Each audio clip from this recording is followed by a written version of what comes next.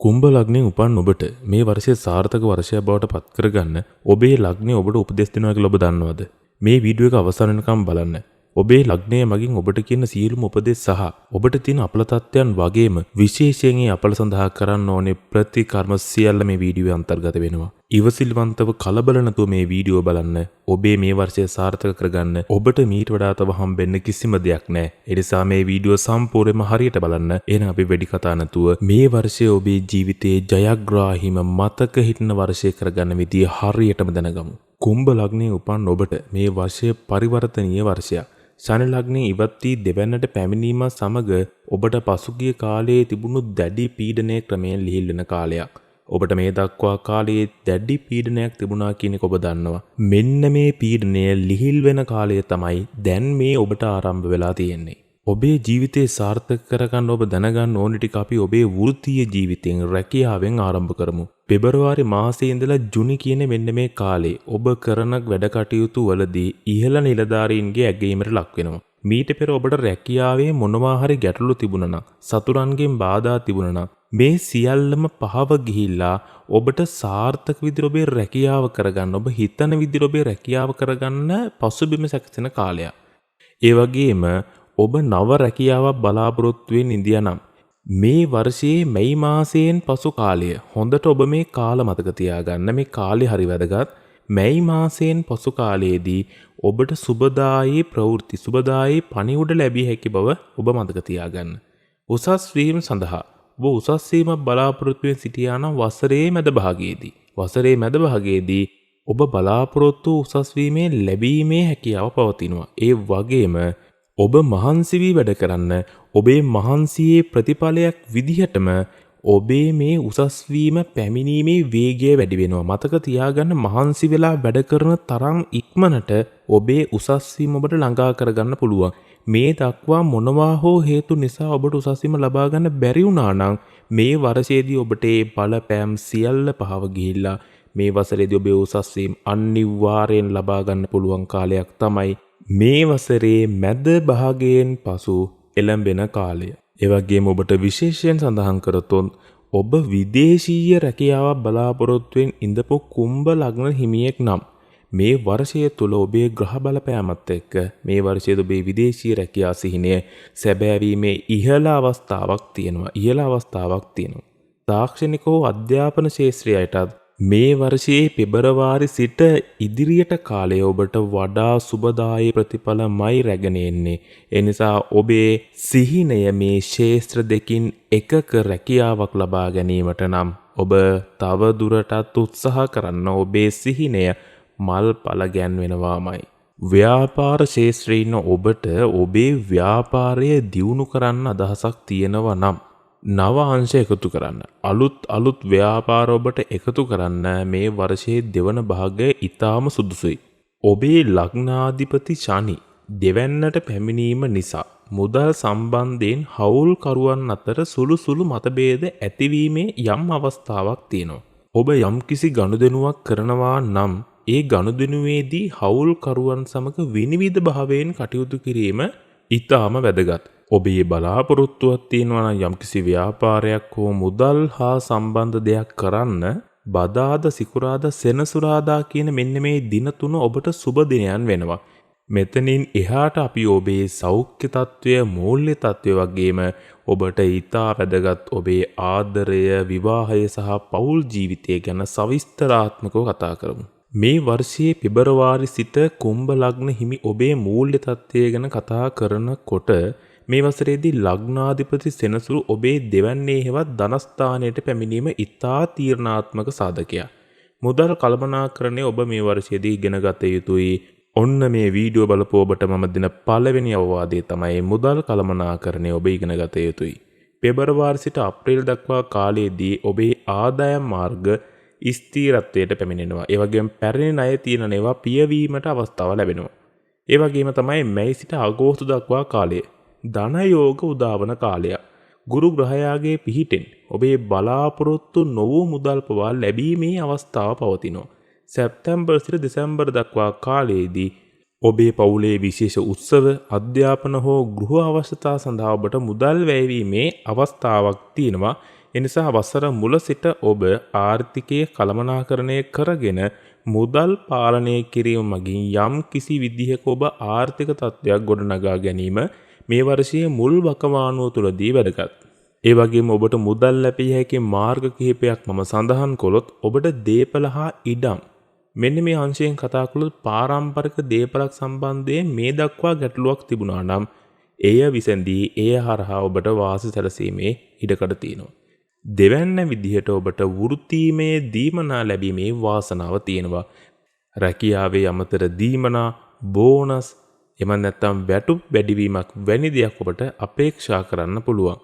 ඔබ මීට පෙර ආයෝජන කරපු කෙනෙක් නම් මේ වසරේදී ඔබට රක්ෂණවල හෝ ස්ථාවර තැන්පතුවල හෝ ප්‍රතිලාභ ලැබීමේ අවස්ථාව පවතිනවා. මේත් සමග ඔබ මෙන්න මේ දේවල් ගැන සැලකිලිමත් වෙන්න. ඔබ අපවීමට අදහස් කරනවා නම් කාගේ හෝ ණයකට හෝ කිසියම් දෙයකට මූල්‍යමය අපකරුවෙක් වීමට ඔබේ අපේක්ෂාවක් බලාපොරොත්තුවක් තියෙනවා නම් මේ වර්ෂය ඒ සඳහා සුදුසු වර්ෂයක් නෙවෙයි. ඒ වගේම තමයි ඔබ ණයට දීමටත් කිසිවිටකත් පෙළඹෙන්න එපා. ඔබේ හිතවතෙකුට වුවත් සමීප හිතවතෙකුට වුවත් මුදල් ණයට දීමෙන් ඔබ වැළකී යුතුයි. ඔබට නැවතේ මුදල් අය කර ගැනීමට බොහොම අපහසු වෙන්න පුළුවන්. ඒ වගේම ඔබට ධනවත් වෙන්න ශනික අවස්ථා ආවොත් අන්න ඒ වගේ තැන්වලදීත් පරිස්සම් වෙන්න. ඔබ මූල්‍යමය වංචාවලට හසු වෙන්න පුළුවන් කාලයක් තමයි මේ ඉදිරි කාලය.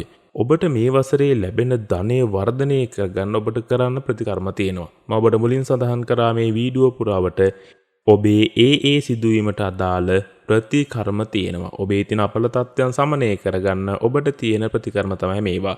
ඔබේ ධන වාසනාව වර්ධනය කරගන්න ඔබ කරන්න ඕනේ දේවල් මොනවද? පළවෙනි දේ ඔබ පින්කම් කරන්න ඕනේ. සෙනසුරාදා දිනවල ඔබට දුප්පත් අයට ආබාධිතයෙකුට ආහාර වේලක් දෙන්න පුළුවන් නම් ඔබේ ධන වර්ධනය වැඩි කරගන්න පුළුවන්. විශේෂයෙන්ම ඔබ වර්ණ භාවිත කිරීමේදී ඔබ වැදගත් මූල්‍ය ගනුදෙනුවක් හරි මොකක් හරි වැදගත් දෙයකට යනකොට ඔබට ලා නිල් පාට හෝ තද නිල් පහති ඇඳුමක් භාවිත කරන්න පුළුවන් නම් ඒ ඔබට සුබ ප්‍රතිඵල වර්ධනය කරන්න හේතුවක් බවට පත් වෙනවා. ඒ වගේම ධනය වර්ධනය කරගන්න අවශ්‍ය කෙනෙක්ට කවුරුත් වැඩිය නොදන්න විශේෂ රහස් ක්‍රම තියෙනවා. ඒ අතරින් මම ඔබට එකක් කියන්නම්. ඔබ මුදල් තබන ස්ථානය පසුම්බිය වෙන්න පුළුවන්. ඒ වගේම අල්මාරිය වෙන්න පුළුවන්. කුමක් හෝ තැනක ඔබ මුදල් තබනවා නම් ඒ මුදල් තියෙන තැන, මුදල් තබන තැන පිරිසුදුව තබන්න. මුදලට ගරු කරන්න, සල්ලි වලට ගරු කරන්න, ඔබේ ධනයට ගරු කරන්න. ධනය ඔබට ආකර්ෂණීය වෙන්නේ ඔබ ධනයට ගරු කරන ප්‍රමාණයට තමයි. මම දැන් ඔබට ඉදිරිපත් කරන්න යන ඔබේ ආදර සම්බන්ධතාවය, ඔබේ පෞල් ජීවිතය, ඔබේ විවාහය සඳහා මේ වර්ෂයේ පෙබරවාරි සිට ඉදිරි කාලයේ ඔබට කොහොමද කියන දේ. පෙම් සම්බන්ධතාවක් ඇති ඔබ මේ වර්ෂයේ මුල් භාගයේදී තරමක් පරීක්ෂාකාරී විය යුතුයි. පෙබරවාරි මාස සිට අප්‍රේල් දක්වා කාලය තුල ඔබ වචන භාවිතයේදී පරීක්ෂාකාරී වන්න. ඔබ නොසිතන දෙයක් සහකරු හෝ සහකාරිය වැරදියට වටහා ගැනීමේ ඉඩකඩක් තියෙනවා. ඒ නිසා ඔබ වචන භාවිතයේදී සැලකිලිමත් වෙලා කියන්න අවශ්‍ය දේ පැහැදිලිව කියන්න. ඔබේ වචන භාවිතය ඔබේ සම්මතතාවය තවත් ශක්තිමත් කරනවාද දුර්වල කරනවාද කියන තීරණය ගන්න නිසා ඔබ ඒ ගැන සැලකිලිමත් වෙන්න. මේ වර්ෂයේ මැයි මාසයෙන් පසු ගුරු ග්‍රහයාගේ තියෙන සුබ බලපෑම නිසා ඔබේ බැඳීම් ශක්තිමත් වෙලා, අවිශ්වාසය දුරු වෙලා, සැකය දුරු වෙලා ඔබට සුබ සෞභාග්‍ය උදා වෙනවා. නව ප්‍රේම සම්බන්ධතාවයක් බලාපොරොත්තු වෙමින් ඉන්න කෙනෙක් නම් තනිකඩ අයට මේ වසරේ මැද භාගයේදී ඊතා ගුණවත්, බුද්ධිමත් සහකරුවෙකු හෝ සහකාරියක් මුණ ගැසීමේ වාසනාව පවතිනවා. පෞල් ජීවිතයක් ගත කරන ඔබට ලග්නයේ ශනි ඉවත් වී ඇති නිසා නිවසේ තිබූ පීඩාකාරී, අසහනකාරී ස්වභාවයේ ක්‍රමයෙන් අඩු වෙනවා. නමුත් ශනි තාමත් දෙවැන්නේ සිටින නිසා පෞලේ සමාජිකයන් අතර මුදල් ප්‍රශ්න ඇතිවීමේ අවස්ථාවක් තියෙනවා. ඒ නිසා එවැනි අවස්ථාවලට ඔබ මඟ පාදන්න එපා. මේ වීඩියෝ කිරීම මගින් බලාපොරොත්තු වෙන්නේ ඔබේ අද දවස සහ හෙට දවස සංසුන්ව සතුටින් ගත කරන්න ඕනි විදිහ කියා දෙන එක. ඒ නිසා මෙන්න මේ වැරද්ද ඔබ කරන්න එපා. මුදල් ගැන ප්‍රශ්න, මුදල් සම්බන්ධ ප්‍රශ්න ඔබ පවුලේ සමාජිකයන් අතර ඇති කරගන්න එපා. මේ වර්ෂයේ පුරාවටම ඔබේ මවගේ පාර්ශවයෙන්, ඒ වගේම පියාගේ පාර්ශවයෙන් ඔබට උදව් උපකාර හිමිවන කාලයක්. ඒ නිසා මේ වර්ෂය සාර්ථක කරගන්න ඔවුන්ගෙන් ලැබෙන උදව් උපකාරත් ඔබට අත්‍යවශ්‍යයි. වසරේ අගභාගයේදී පවුලේ උත්සව හෝ විශේෂ අවස්ථා ඇති වී හැකියි. ඔබේ අවධානයට ලක් කළ යුතු කරුණු කිහිපයක් තියෙනවා. ඔබ පවුලක් තුල ගනුදෙනු කරනකොට පැරණි සිදුවීම් නිසා ගැටලු නැවත ඇති කරගන්න එපා. පැරණි ගැටලු නැවත මතක් කරගෙන ඔබ නැවත ගැටලු ඇති කරගන්න එපා. මේ වර්ෂයේ ඔබේ සාර්ථකත්වයට එය බාධාවක්.